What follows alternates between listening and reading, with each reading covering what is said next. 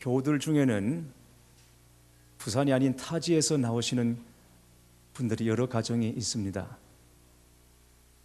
양산에서 오시는 노광국 장로님 가정, 영원에서 오시는 김범경 집사님 가정, 또 거제도에서 오시는 최수근 집사님 가정.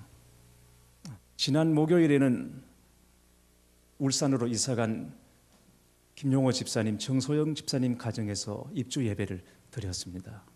아주 멀었습니다. 울산에서도 제일 끝이라 오히려 경주와 가까운 곳이었습니다. 가는 길에 진눈깨비가 날리고 눈이 쌓여서 길이 좁아진 관계로 더 멀게 느껴졌습니다. 주일마다 아이들 둘 데리고 예배에 나오는 것 여간한 마음가짐가 아니면 정말 어렵겠구나 하는 생각을 했습니다. 그래도 여기 사명이 있다고 믿고 있으니까 먼 거리임에도 와야 하는 이유를 매주일마다 꼭 붙잡게 되기를 위해서 기도했습니다. 그리고는 제가 물었습니다. 부산에서 서울까지 가장 빨리 가는 방법이 무엇인지 아느냐? 김용호 집사님은 KTX라고 했습니다. 정소영 집사님은 비행기라고 했습니다. 누가 맞습니까? 김용호 집사님 맞습니까? 정소영 집사님 맞습니까? KTX입니까? 비행기입니까? 누가 맞습니까? 둘 다 아니라고 했습니다. 부산에서 서울까지 가장 빠르게 가는 방법은 사랑하는 사람과 함께 가는 것이라고 했습니다. 그러니 울산에서 부산까지 올 때 가족끼리 사랑하는 마음으로 무엇보다도 사랑하는 주님과 함께 오면 단숨에 올 수도 있을 것이라고 말했습니다.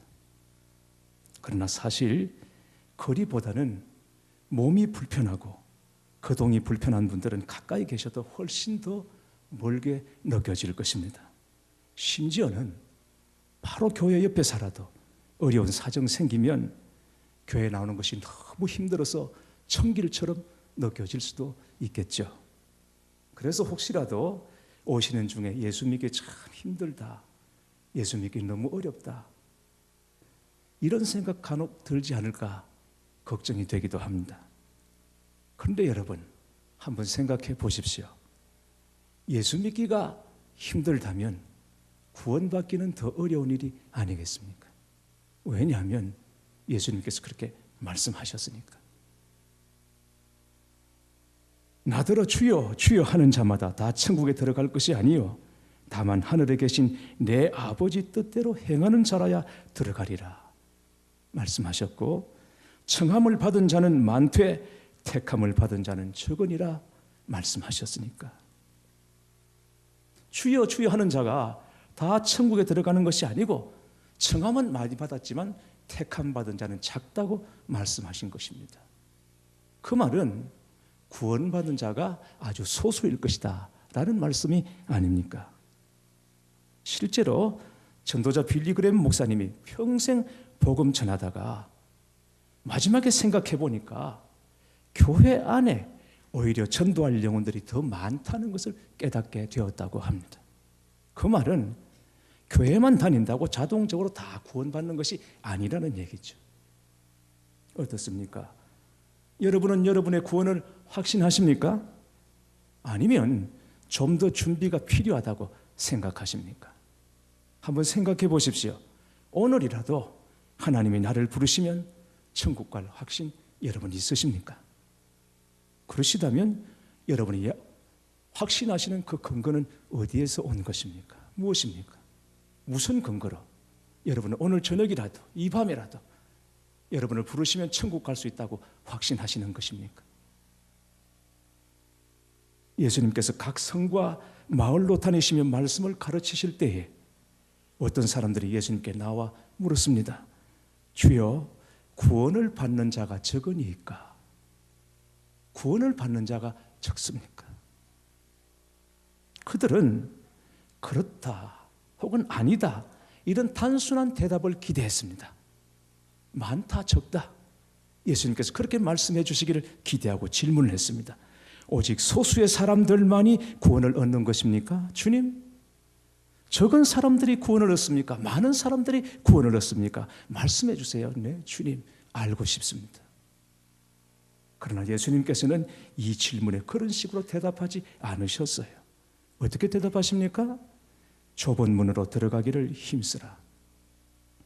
내가 너희에게 이르노니 들어가기를 구하여도 못하는 자가 많으리라. 구원받는 사람이 적습니까? 라는 질문에 예수님께서는 좁은 문으로 들어가기를 힘쓰라고 말씀하셨습니다. 여기 주님이 말씀하시는 좁은 문이란 하나님 나라의 문, 구원의 문을 말하는 것입니다. 그런데 그 문이 좁은 문입니다. 넓은 문이 아닙니다. 아주 좁은 문입니다. 그래서 구원받는 자가 적으니 그 좁은 문으로 들어가기를 힘쓰라고 주님이 말씀하십니다. 그런데 여러분, 진짜 이 문이 주님 말씀하신 대로 좁은 문일까? 어떻습니까? 주님은 좁은 문이라고 말씀하셨는데 실제로 말씀대로 좁은 문일까? 그렇지 않습니다. 내가 구원받아서 하나님의 자녀, 하나님의 백성 된 것 보면 결코 이 문은 좁은 문이 아닙니다. 그 문으로 들어가 구원받아서 하나님의 백성 될 사람을 고르고 선별했다면 내가 결코 그 문에 들어가지 못했을 것입니다.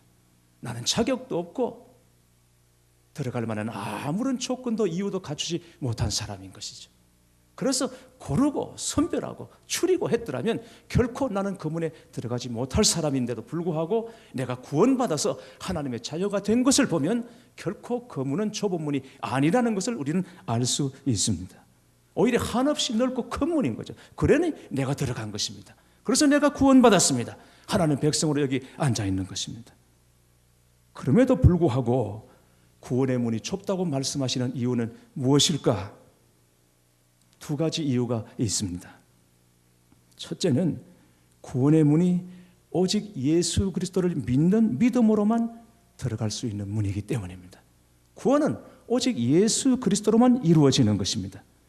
구원에 이르는 문은 예수 그리스도뿐입니다. 그래서 좁은 문입니다. 예수 믿고 구원받는 과정이나 절차가 까다롭기 때문이 아닙니다.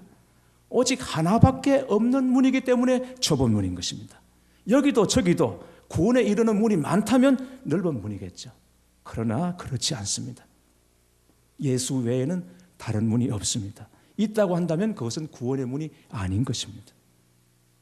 요한복음 10장 7절에서 9절에 예수님께서 이렇게 말씀하십니다. 내가 진실로 진실로 너에게 말하노니 나는 양의 문이라.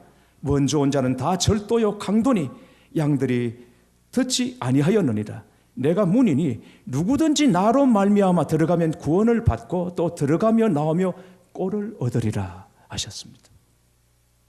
요한복음 14장 6절에 내가 곧 길이요 진리요 생명이니 나로 말미암지 않고는 아버지께로 올 자가 없느니라 하셨습니다. 예수님만이 하나님께로 나가는 유일한 문인 것입니다. 다른 문은 없습니다. 다른 길은 없습니다. 그래서 좁은 문인 것입니다. 얼마 전에 어느 여론조사 기관에서 우리나라 국민들에게 종교 선호도 조사를 했습니다. 기불천, 기독교, 불교, 천주교 중에서 선호도에 있어서 기독교가 가장 마지막이었습니다. 가톨릭이 29%, 불교가 24%, 기독교가 21%였습니다. 가톨릭과 불교는 좀 떨어졌고 교회는 좀 올랐습니다. 그런데 사회봉사와 공헌도 면에서는 교회가 단연 앞섰습니다. 그건 세상 사람들도 압니다. 어느 종교가 대사회적인 봉사, 공헌 많이 하느냐? 다 기독교라고 말하고 2배, 3배 이상 높습니다. 그건 압니다. 그럼에도 불구하고 선호도에서는 왜 떨어지는가? 여러 가지 요인이 있지만 가장 큰 이유가 배타성이라고 했습니다. 왜 교회는 꼭 예수만 믿어야 구원받는다고 말하는가? 왜 그렇게 고집부리나? 왜 그렇게 이기적인가? 그게 싫다는 것입니다. 자, 여러분 어떻게 생각하십니까? 이건 우리가 좀 고쳐야 할 부분입니까? 여러분 그렇습니까? 그렇지 않습니다. 다른 건 우리가 다 반성하고 우리가 개혁하고 그리고 자정하고 교회가 갱신하고 새로워져야 합니다. 복음 전하는 방법도 좀 지혜롭게 할 필요 있습니다. 무리하게 다가가면 안 됩니다. 그리스도인으로서 우리가 양심을 지키고 살아야 하고 세상에서 남들보다 더 희생하고 양보하고 손해보는 것 그리스도인이기 때문에 당연한 것으로 여기고 살아야 합니다. 내 거 다 챙기고 그렇게 살면 그리스도인 아닙니다. 그렇게 하고 복음 전하는데 누가 그 복음 받습니까? 내가 그리스도인 이상 세상에서 남들보다 더 양보하고 포기하고 희생하고 손해보고 사는 것 당연하게 살아야 하는 것이고 누구보다도 양심적으로 살아야 합니다. 그러나 예수님으로만 구원을 받는다는 이 진리, 이것만은 절대 우리가 포기하거나 양보할 수 없는 것입니다.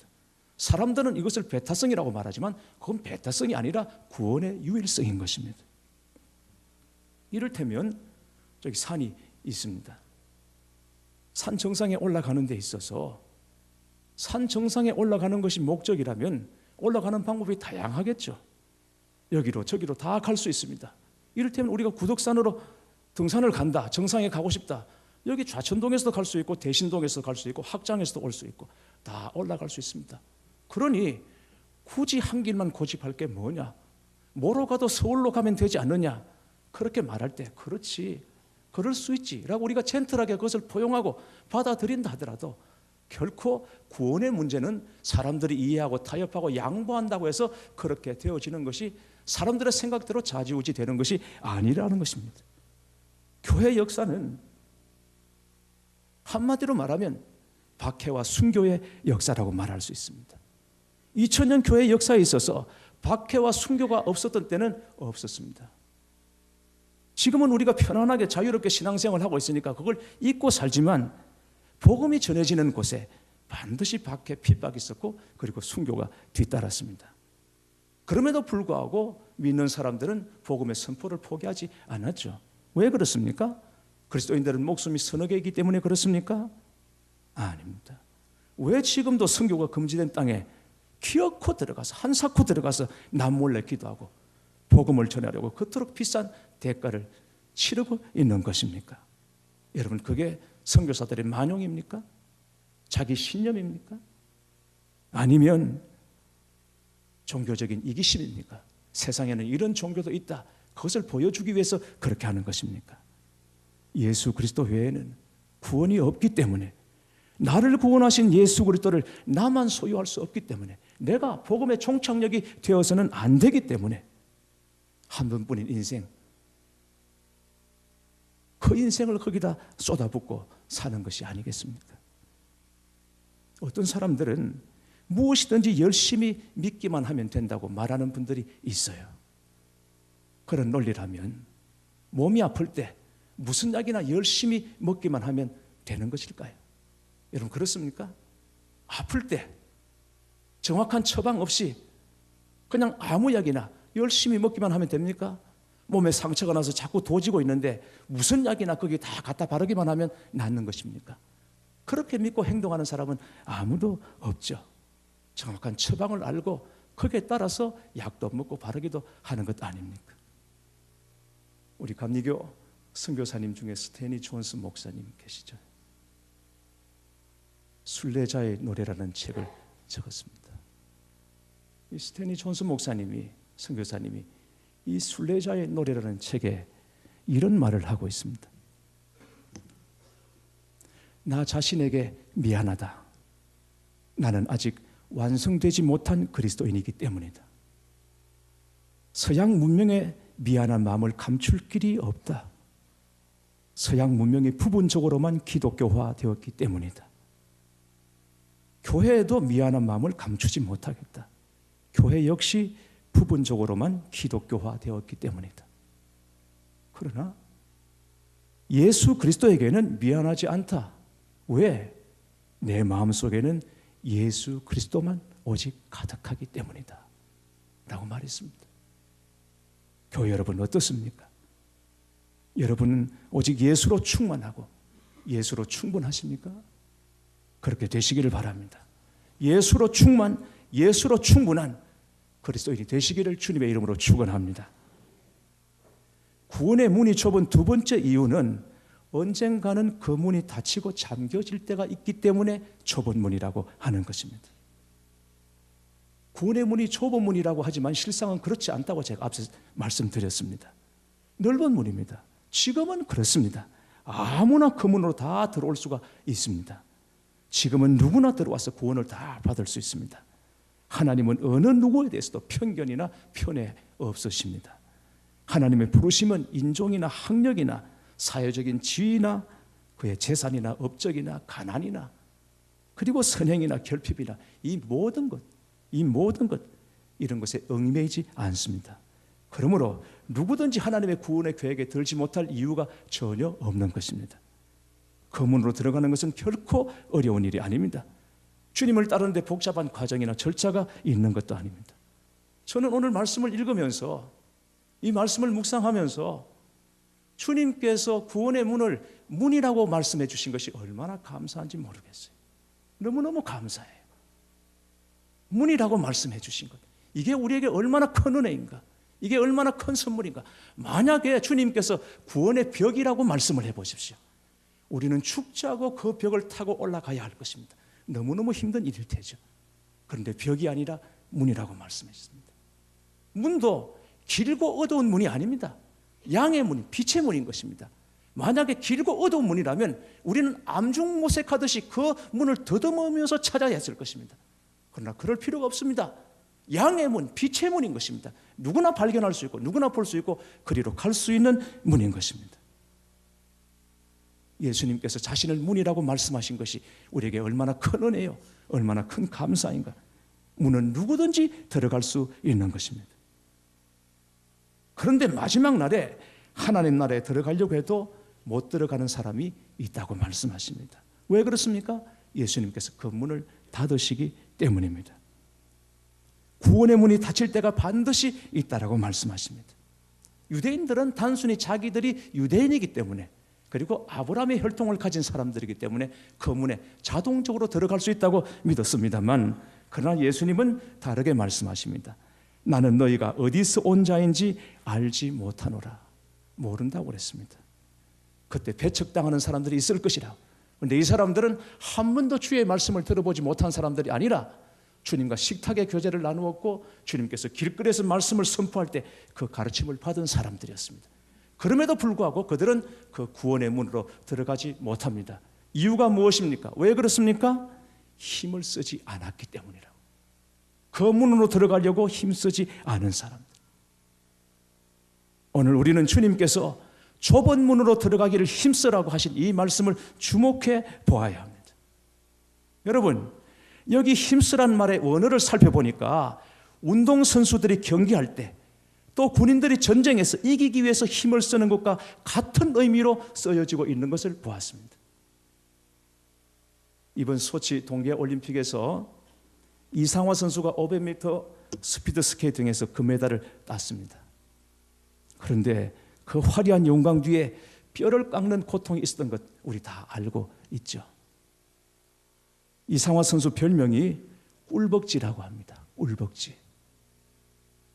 사실 여자에게는 콤플렉스죠. 허벅지 둘레가 23인치가 된다고 해요. 좀 날씬한 여자 허리 둘레하고 같습니다.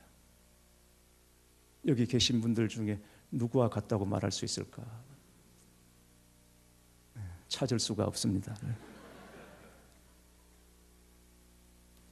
그래도 순간적인 속도를 내기 위해서 허벅지 근육을 강화시켜야 하는 거죠. 그래서 힘든 운동을 해서 허벅지를 그렇게 키웠습니다. 그녀의 발과 발바닥을 보았습니다.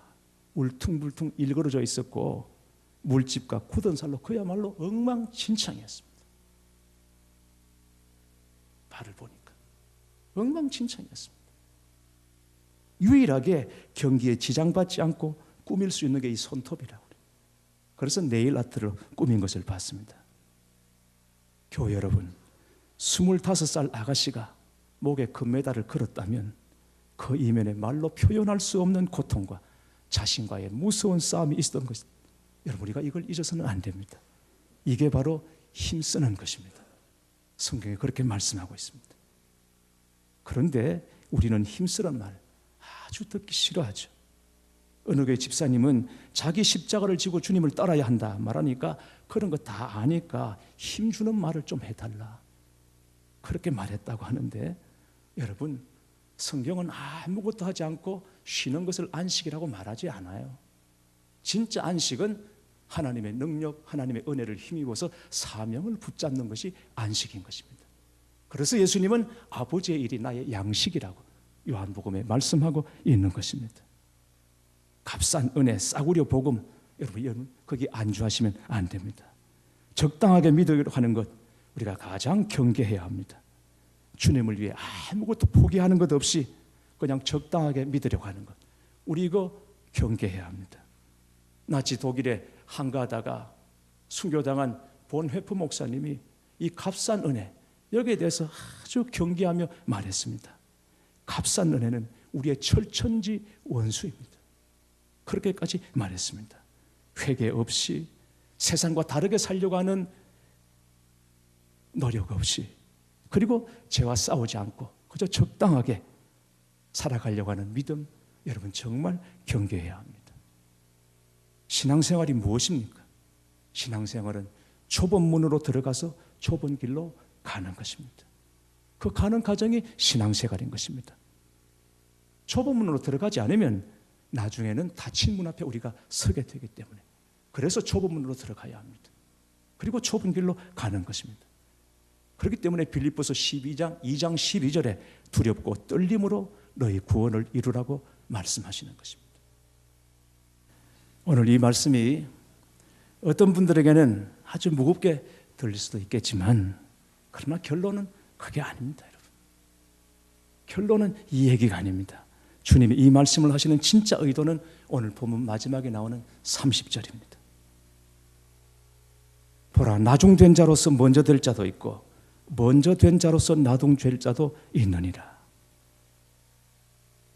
나중된 자가 먼저 될 수 있고 먼저 된 자가 나중될 수도 있다. 여기 나중된 자, 먼저 된 자는 누구를 말하는 것입니까? 먼저 된 자는 좁은 문이 아니라 넓은 문로 달려간 사람. 나중된 자는 누굽니까? 그 넓은 문을 제쳐두고 놔두고 좁은 문으로, 힘들지만 어렵지만 힘을 써서 그 좁은 문으로 간 사람. 그런데 나중에 보니까 나중된 자가, 그 좁은 문으로 들어간 자가 먼저 되고 넓은 문으로 달려간 자가 나중되는 역사가 일어나더라는 것입니다. 여러분, 이게 놀라운 하나님의 은혜입니다. 나는 좁은 문을 열고 들어갔습니다. 좁은 문을 열고 들어가면 거기 넓은 길이 나올 줄 알았습니다. 신앙생활하면, 예수 믿기 시작하면 모든 것이 다 만사 형통인 줄 알았습니다. 그런데 그렇지 않습니다. 믿고 난 다음엔 사명이라는 것이 있고, 그리고 십자가의 길이라는 것이 있어서 그 좁은 문을 열고 들어갔더니 여전히 좁은 길이 계속되고 있는 것입니다. 그런데 옆에 보니까 넓은 문을 열고 들어간 사람은 넓은 길로 활보하는 것이 보여요. 비교해 보니까 이건 비교도 안 되고 게임이 안 되는 것입니다. 그런데 여러분, 이렇게 살다가 내가 뭐가 되는가? 이렇게 살다가 내가 세상에서 실패하는 것 아닌가? 그랬는데 나중에 보니까 결국은 내가 먼저 와 있더라는 것입니다. 내가 분명 나중에 갔지만 결론에 가서 보니까 내가 먼저 와 있고, 넓은 문으로 들어가서 넓은 길로 활보한 사람은 어디 갔는지 보이지도 않습니다. 역전이 되어 있는 것입니다. 알고 보니까 그 좁은 문이 바로 역전의 문이었습니다. 그래서 예수 믿는 사람들의, 그리스도인들의 별명이 역전의 명수인 것입니다. 믿으시기를 축복합니다. 역전의 명수, 부산역 앞에 사는 명수 얘기가 아니라 하나님께서 우리를 그렇게 반전시켜 주시고 이끌어 주시고 회복시켜 주시고 인도해 주신다는 말씀인 것이죠. 사랑하는 교회 여러분, 우리 다 함께 기억하십시다. 구원은 다른 어떤 길로도 주어지지 않았습니다. 구원은 오직 예수 그리스도로만 주어지는 것입니다. 우리가 예수님을 믿고 산다는 것은 다른 것이 아닙니다. 좁은 문으로 들어가서 좁은 길로 가는 그 과정인 것입니다. 그게 아니면 여러분 거들떠보지도 마시기 바랍니다. 문이 아니면 열지 말고 길이 아니면 가지도 말아야 합니다. 아니, 그렇게 살아서 이 각박한 세상에서 정말 죽도 밥도 아니고 그럼 어떻게 하나? 그렇게 살아보십시오. 믿음으로 한번 살아보십시오. 믿음으로 걸어보십시오. 결국은 여러분이 먼저 가 있게 될 것입니다. 왜 그렇습니까? 좁은 문이 진짜 문이기 때문입니다. 주님의 약속입니다. 때로 믿음의 길에 회의가 몰려오고 어려움이 닥칠 때, 그때는 다 찬송가 430장을 부르면서 한 걸음 한 걸음 믿음으로 나아가시기를 바랍니다. 주와 같이 길 가는 것 즐거운 일 아닌가? 우리 주님 걸어가신 발자취를 밟겠네. 한 걸음 한 걸음 주 예수와 함께 날마다 우리 걸어가리.